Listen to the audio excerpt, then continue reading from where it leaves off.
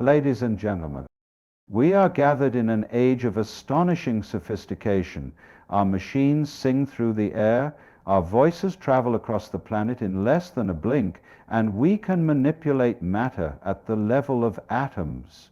We've sent probes to dance around Saturn and cameras to peer into the origins of time. Marvelous, isn't it? And yet, here we are, anxious, disconnected, restless. How peculiar that with all our technological progress, we haven't found peace. We haven't found rest. We've built tools to conquer time and space, but not to dwell more deeply in this moment. We have instant communication, but less understanding, more information, but less wisdom.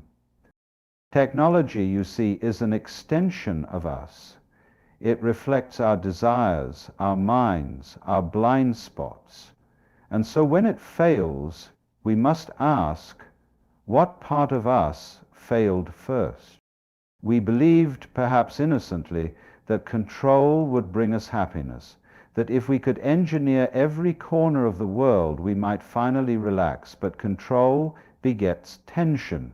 The tighter you grip the river, the less it flows. The more you try to force harmony, the more noise you make.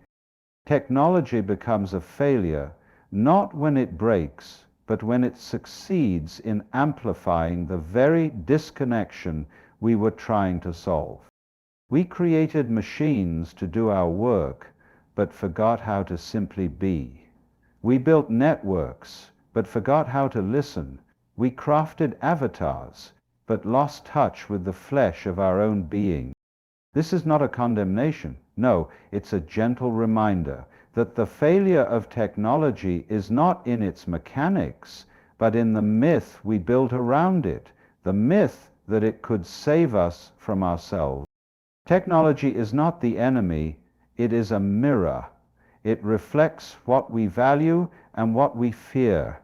It reveals where we are unwilling to look. And when it fails, it is often because we have asked it to do what only the heart, the spirit, or the silence can. So let us not abandon our machines, but remember our humanity. Let us not unplug from the grid, but replug into the ground beneath our feet. Let our tools be guided by our presence, not our panic. For when we return to the stillness of our own awareness, the noise of broken systems fades, and we find that what we were trying to build was never out there to begin with. Thank you. It is a strange irony of our age that we have learnt to split atoms and sequence genomes, yet remain puzzled by the simple act of sitting still. We have charted the oceans, climbed Everest, landed on the moon, yet many of us cannot spend an hour alone with our thoughts without reaching for a screen. The achievements of our species are staggering, but they often feel like echoes in a hollow chamber. Progress hums in every circuit board and satellite, and yet, in the quiet of the evening, something feels unresolved. The machines grow more intelligent, but the soul grows weary. What, then, have we really gained? We imagined that technological evolution would carry us to some kind of promised land, a place of ease, freedom, and contentment. And in some ways it has. Many of us live longer, safer, more comfortable lives than our ancestors ever dreamed possible. But comfort is not the same as peace. Convenience is not the same as clarity. 1,000 distractions do not create depth. We have confused the enhancement of our environment with the fulfillment of our spirit, and now we drift, amplified, connected, and strangely alone. There is a subtle belief, often unspoken, that if we just build the next device, the next app, the next platform, then we will finally feel whole. But each new invention seems to add more motion, more noise, more options, more speed, and with that speed comes stress. With that choice comes confusion. We are spinning the wheel faster and faster, trying to outrun an emptiness that no amount of bandwidth can fill. The more tools we have, the more we must manage. The more control we think we have, the more anxious we become about losing it. Peace, by its nature, is not something that can be engineered. It is not a product. It cannot be downloaded or manufactured. It arises when the mind grows quiet and the heart is unguarded. And here is the paradox. The very tools designed to make life easier often become the very things that clutter our minds and fragment our attention. We find ourselves surrounded by glowing rectangles and algorithmic suggestions, yet rarely touch the deeper silence from which real peace emerges. Technology in itself is not to blame. It is neutral, even beautiful, when used with care. But when we make it our savior, when we assume that it alone can rescue us from discomfort or deliver us to happiness, we place an impossible burden on it. The more we worship progress, the more we neglect presence. And so we become restless in a world of miracles, anxious in the garden we help to build, not because we lack tools, but because we've forgotten how to use them without losing ourselves in the process. Technology, in its most honest form, is not separate from us. It is an echo of our own intelligence projected into form. Every line of code, every wire, every chip is a crystallization of a thought, a desire, a fear, or a hope. It is tempting to see our tools as external, objective entities, as if they operate independently of our minds, but they are born from the very fabric of our consciousness. The failure or dysfunction of technology, therefore, is not merely a mechanical breakdown. It is often a symptom of a deeper misalignment within ourselves. When we build with anxiety, our machines carry that tension. When we design with impatience, our systems reflect that haste. What we value shapes what we invent. If we prize speed, we create fast machines. If we glorify efficiency, we build systems that compress time and reduce complexity. If we fear silence, we design devices that fill every gap. These creations are not accidents. They are faithful servants of our inner world. And so, if we find ourselves overwhelmed by our technology, it may be because we are overwhelmed within. If our machines distract us, it may be because we fear stillness. The external complexity is often a mirror of the internal chaos we are unwilling to face. Even the dysfunctions of our digital age, the compulsive scrolling, the social media echo chambers, the surveillance capitalism, are not technological anomalies. They are revelations. They show us uncomfortably what happens when insecurity meets unlimited connectivity, when the need for validation is paired with instant feedback loops, when the hunger for control is given predictive algorithms. We are not victims of our invention. We are co-conspirators in their evolution. And when they behave in troubling ways, it is worth asking not just what went wrong with the machine, but what went unexamined in us. This is not said with condemnation, but with curiosity. To see technology as a mirror is to reclaim a kind of responsibility, not in the sense of blame, but in the sense of awareness. It is to recognize that our machines can only reflect what we have fed into them. If they are blind to nuance, it is because we taught them to value speed over depth. If they are biased, it is because we embedded them with our unexamined judgment. They are not born of nature, like rivers or mountains. They are born of us. And if they are failing, then perhaps something within us is calling out for re-examination. There is a strange hope in this realization.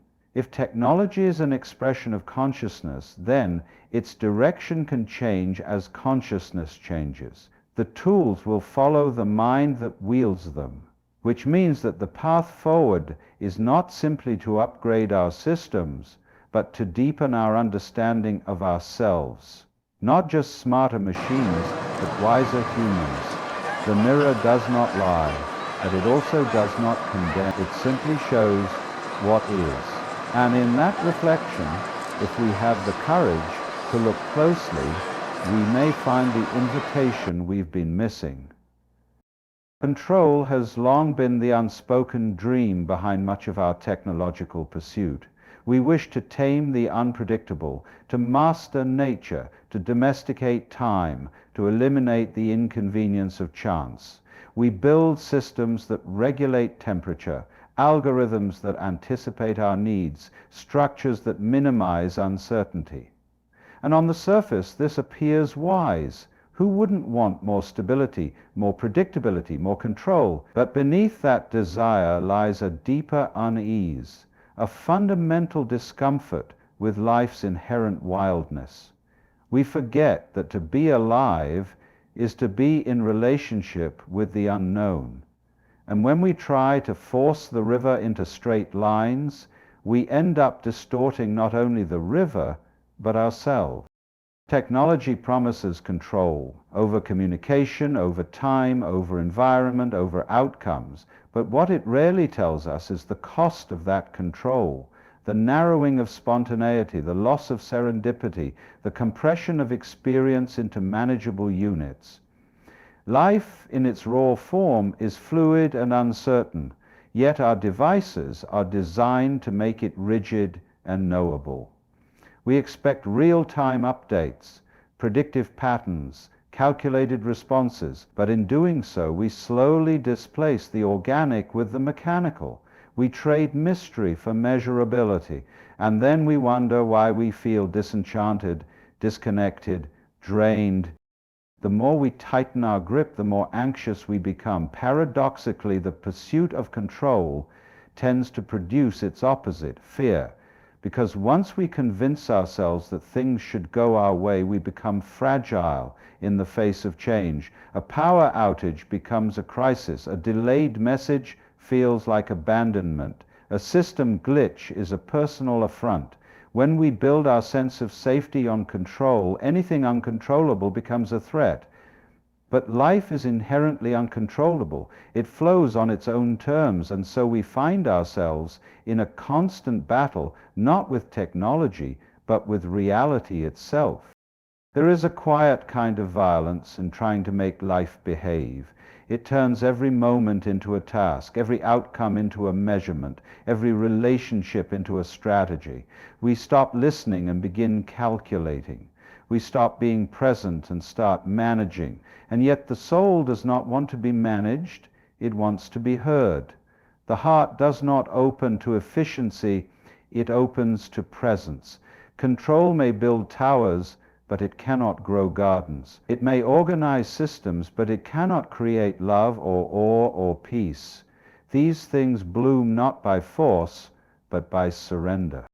And so the illusion of control becomes a trap. We think we are mastering the world, but we are merely walling ourselves off from its rhythm.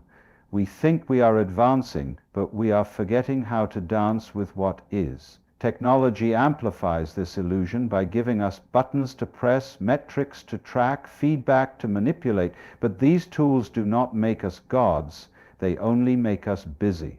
Beneath the dashboards and interfaces, life is still humming its wild, untamable song. And until we stop trying to silence it, we will not hear the music we are longing for. Technology does not discriminate between the qualities it magnifies. It is a multiplier, not a judge. It will take our highest insights and extend them into the world. Healing instruments, bridges of connection, marvels of understanding. But it will also take our unconscious patterns, our fears, our greed, and make those louder too.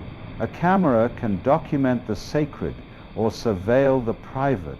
A network can foster community or spread division. A platform can share wisdom or weaponize misinformation. The tool itself is indifferent. It only asks, what shall I carry forward? And it will carry forward whatever is handed to it, whether it heals or harms. This is the double-edged nature of every invention. It reflects the clarity or confusion of its maker. A compassionate mind may create a system that uplifts, while a fearful one may build one that controls. and often both are at play, mixed together in the architecture of the same device. What we fail to see often is that the flaws in our tools are not incidental. They are faithful extensions of the blind spots we refuse to examine. An algorithm trained on biased data is not a rogue machine. It is a mirror of the culture that trained it. A social platform that rewards outrage is not broken. It is exquisitely aligned with our unacknowledged addiction. This is why every technological breakthrough must be accompanied by a deepening of self-awareness. Without that, we simply accelerate our own fragmentation. We amplify speed without stillness, reach without reflection, complexity without coherence. Our inventions then become megaphones for our immaturity, louder, faster, more powerful ways of avoiding the truth. But with wisdom, these same tools become luminous, able to transmit compassion across continents, to preserve the fragile beauty of a language, to coordinate care in moments of crisis. The very same tool can be an instrument of liberation or delusion, depending on the consciousness behind it. What is most dangerous is not the machine itself, but our belief that the machine is neutral, that it simply is and therefore does not shape us. But all tools shape us. The shape of the hammer changes how we build. The presence of the smartphone changes how we speak, how we relate, even how we think. We mold our tools, and then they mold us in return. If we hand them our compulsions, they will structure our lives around them. If we hand them our awareness, they may help us bring more of it into the world, but the responsibility remains ours, always. And so our inventions are not only creations, they are revelations. They show us what we value, whether we admit it or not. They surface our hidden priorities, our buried assumptions, our quiet contradictions. A culture obsessed with productivity will make machines that do not allow rest. A society frightened of silence will create technologies that fill every pause. These are not failures of design. They are precise manifestations of collective mind. And until that mind becomes clear, the tools will continue to magnify not only our brilliance, but also our confusion. Never before in human history have we been so connected. Messages flying through invisible channels, voices transmitted across oceans, thoughts shared in fragments to people we have never met. We are swimming in communications, surrounded by words, alerts, symbols, and signals. Every moment offers a chance to comment, to reply, to react. And yet, amidst this vast web of interaction, how rare it is to feel truly understood. And the noise has grown louder, but the signal, the deep resonance of one being seen by another, often remains faint and elusive. We are speaking constantly, and yet listening less and less, and we make less. The speed at which we communicate has overtaken the depth at which we relate. Responses are instant, but seldom rooted in reflection. We scroll, skim, react, forward, and filter, but rarely pause long enough to actually absorb. We assume understanding because words were exchanged, but words alone do not nourish. What nourishes is presence. What heals is attention, and these require something that technology cannot automate: time, patience, and care. In a culture obsessed with immediacy, these have become rare commodities. There is a subtle violence in being perpetually contacted, but seldom truly met. We live among notifications, surrounded by the illusion of intimacy, yet often feel unseen in the places that matter most. Our devices ping with constant updates, but who in the quiet hours really knows what aches in us? Who hears the spaces between our words? In the flood of commentary and content, something tender gets drowned, a sense of being listened to not for a reaction, but for understanding's sake alone. And it is this kind of listening that is becoming endangered. The architecture of our digital world favors expression over comprehension. Platforms reward speed, volume, engagement, but not depth, not nuance. The algorithm prefers outrage to empathy, certainty to curiosity, and so we begin to mirror the environment we inhabit. We speak more and listen less. We defend more and inquire less. We perform more and reveal less. Understanding, once a sacred exchange, becomes just another checkbox in a conversation too rushed to settle into meaning. The media molds the message, and in doing so reshapes the very muscles of our empathy. True understanding requires more than information. It asks for presence. It asks for a stillness that is increasingly rare in our accelerated world. It is not built from clever replies, but from silent absorption, not from knowing what to say, but from sensing what not to say. It is spacious, not transactional.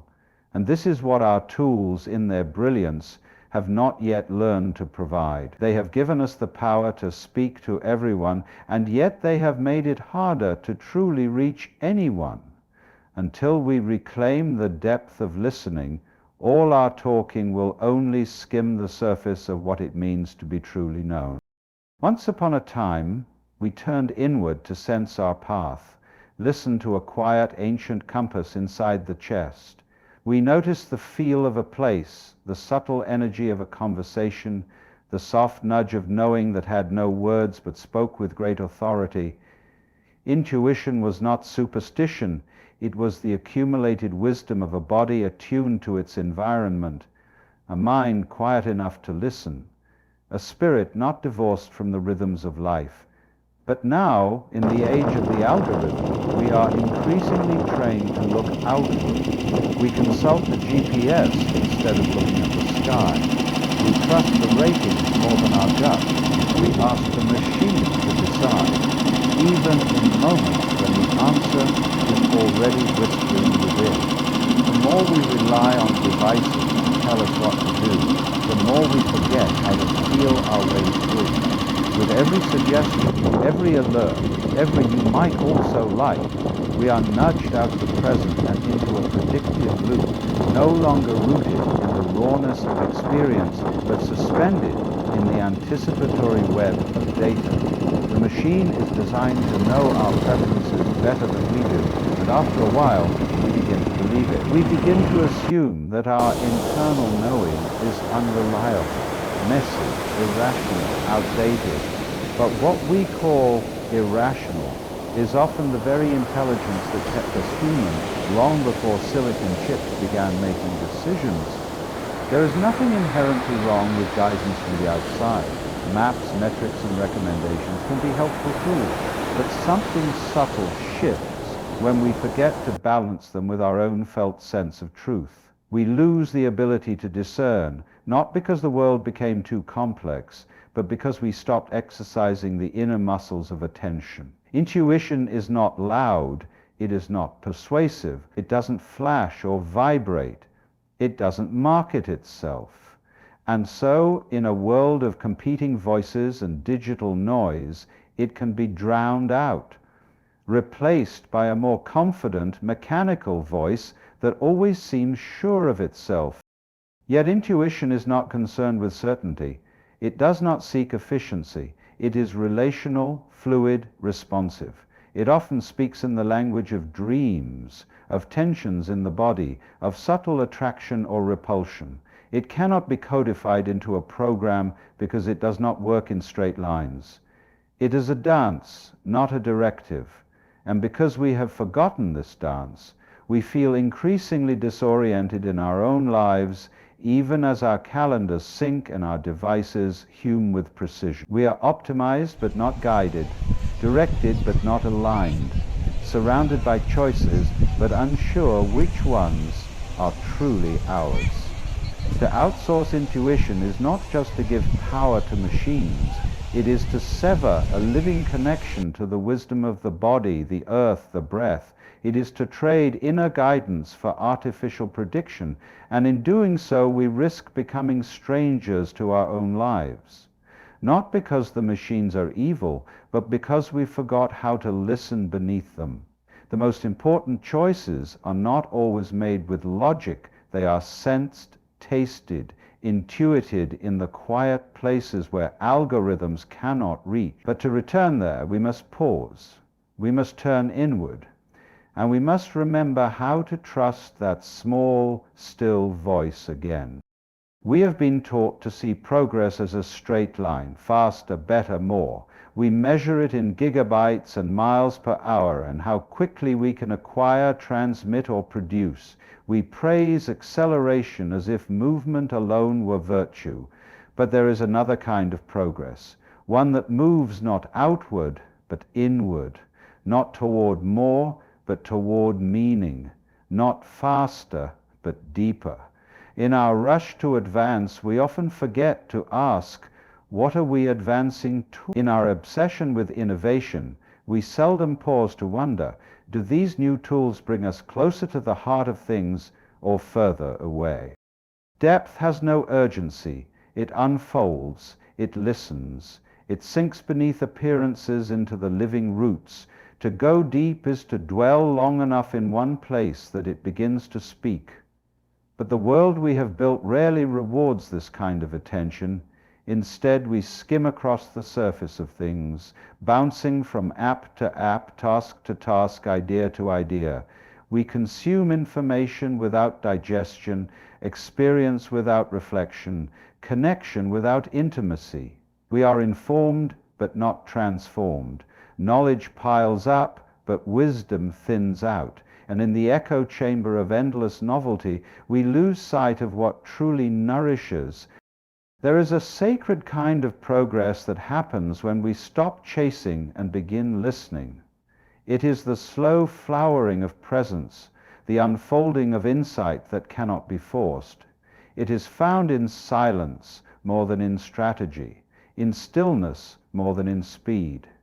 A moment of deep attention, truly seeing, truly hearing, may be more advanced than any machine, for it reconnects us with the whole, with the breath of being itself. It is not a matter of rejecting technology, but of remembering that the direction of our tools should not only be outward, but inward too, toward clarity, wholeness, compassion. Ironically, many of our technologies are built to save time, yet they often rob us of the depth time makes possible. We optimize every minute, but forget what time is for. What good is saved time if it is spent in noise, if it cannot be inhabited with presence?